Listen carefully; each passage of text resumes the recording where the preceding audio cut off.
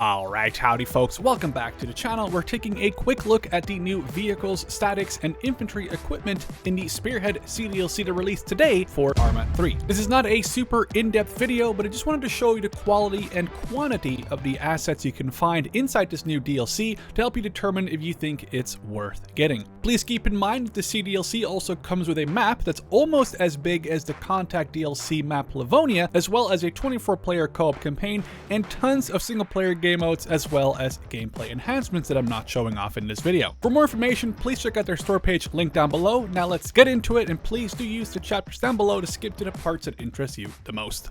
Starting off with the American vehicles, here we have their half-track variants. We have the Maxim 50 cal, a medical one, an ammunition one, as well as fuel and repair, but also you just have regular unarmed or armed transport ones where you can take the tarp off, keep the tarp on, add a winch, remove a winch. Quite a lot of options here for your choice.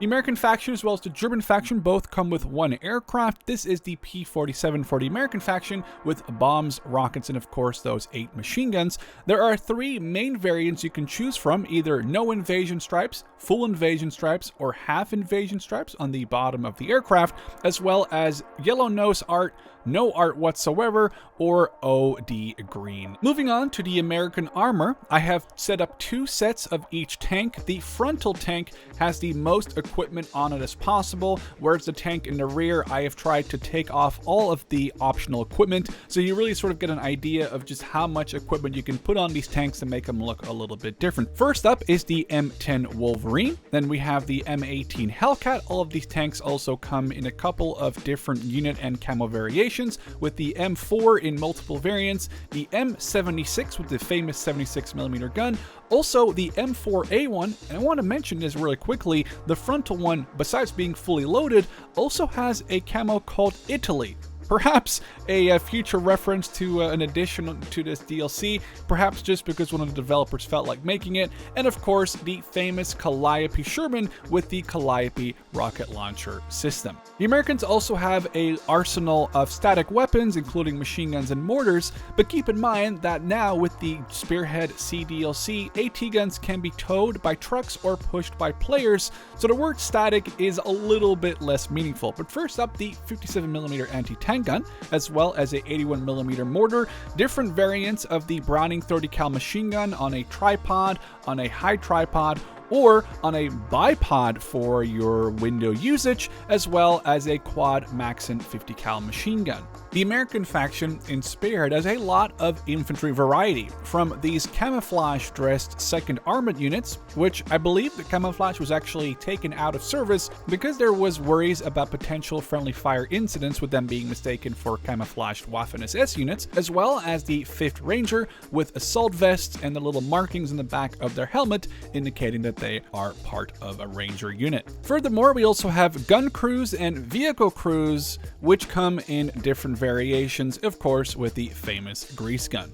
Last but not least, there is also a more generic unit to spawn, which is just regular unmarked army, as well as US Air Force personnel. So the German faction is actually subdivided into both the Wehrmacht and something called the Stormtroopers, which I believe is just a way for the developers to sort of circumvent the whole Waffen-SS idea, because that might be illegal in certain countries. First up, we're taking at the Waffen-SS or Stormtroopers equipment. Here we have some 250 half-tracks in different camo variations. There's like 6 or 7 of these, so you can really pick at your heart's content. Then both the Wehrmacht and the Stormtroopers make use of Opel Blitzes to get around the battlefield, from transports to medical, from ammo to fuel to repair, as well as a Flak 38 variant, which comes in a shielded version, but you can take all of the shields off or part of the shields off and really make it just so the way you want it. As you can see, there's a wide variety of camo choices on these Opel Blitzes, from gray to brown to like 4 or 5 more different variants that you can pick from.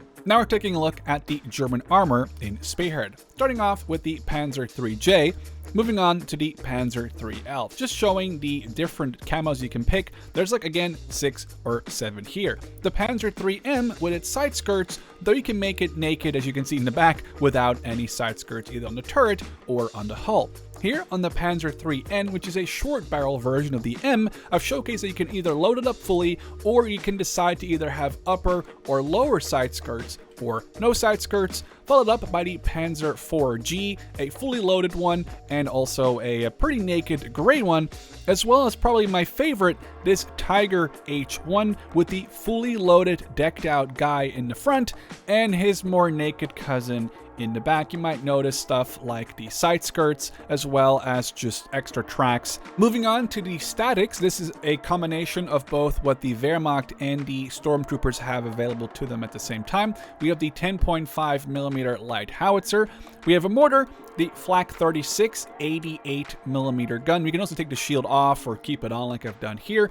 We have the Flak 38 anti-aircraft gun. And furthermore, I've also just showcased both the MG34 and MG42 variants, both in a tripod with the famous optic attached to it, as well as a bipoded version for window usage, a low version, again with the optic, and even a higher version which could be used to be fired from a trench.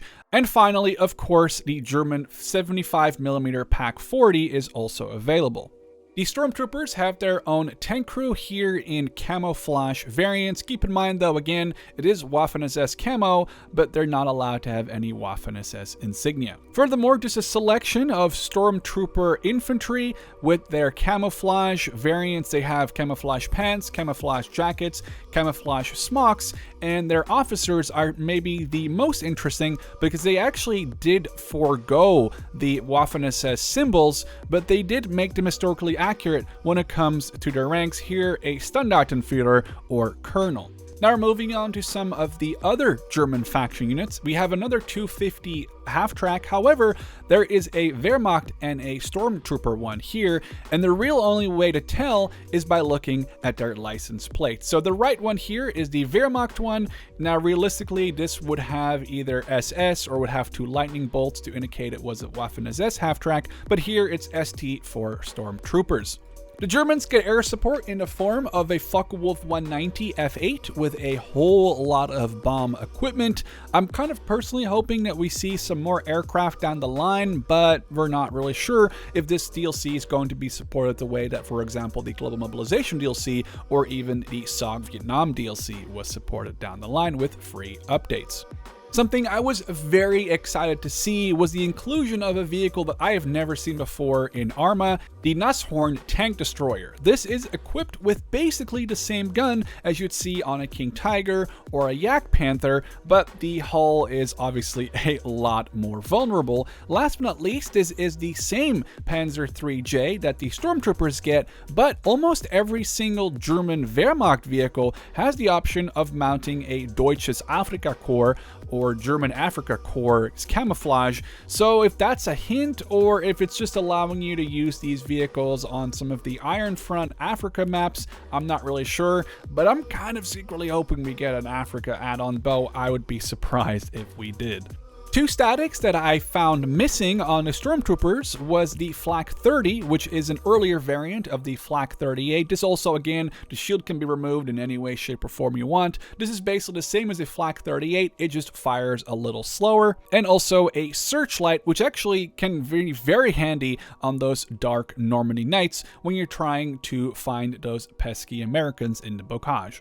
Alright, moving on to the infantry of the Wehrmacht, but before we do that, a quick little noticeable detail. They've actually gone as far as to give these guys the appropriate color for their branch. These are artillery crew as well as an artillery officer, and you can find that by the red color on different places on their uniform. This actually is carried through to other units that we'll see here as part of the Wehrmacht. Moving on to the German Panzerlehr unit, these units are very different from the regular Wehrmacht units based on the fact that they are wearing SPG crew uniforms.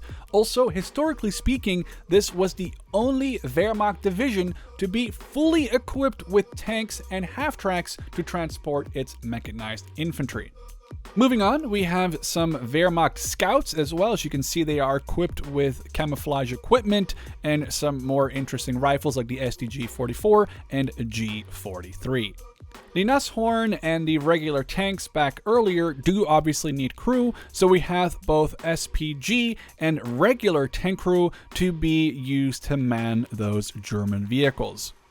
That of course leads us to just the regular infantry of the German Wehrmacht, and they also come with a variation of pilots, and again, one of them has a German Africa Corps camouflage variant, which is just a little interesting. I'm not sure that's a hint or just again to allow people to use the Iron Front Africa terrains in combination with the Spearhead DLC. So besides the American and German factions, there are also some French factions to take a look at in the Spearhead DLC. First up is the French Partisan units. They use stolen German equipment like the 250 Halftracks or some of the Opel Blitzes, and they have different variants with French flags or with the French cross, but they are using stolen equipment. When it comes to their infantry, however, they use a combination of both German and American/Allied equipment.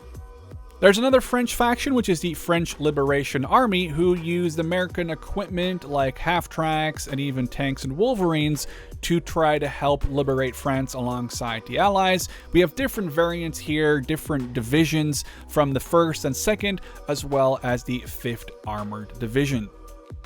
The French Liberation Army also uses some of their own special equipment like the Adrian helmets or this French machine gun, as well as a special shotgun, but most of the time their equipment will be American like the carbine, the 30 cal machine gun, or even the older Springfield bolt-action rifle. Last but not least, I've just taken a very small amount of civilians to showcase to you. There are so many combinations, it makes my arsenal lag a little bit just going through them all. So this is just the tip of the iceberg when it comes to civilian customization in Spearhead. This is a very quick and basic overview of what you can expect to find and see in the Spearhead DLC. There's of course a whole map to discover, as well as a bunch of different game modes and their co-op campaign, but for now I hope you guys enjoyed just a look at the equipment, and I'll catch you in the next one.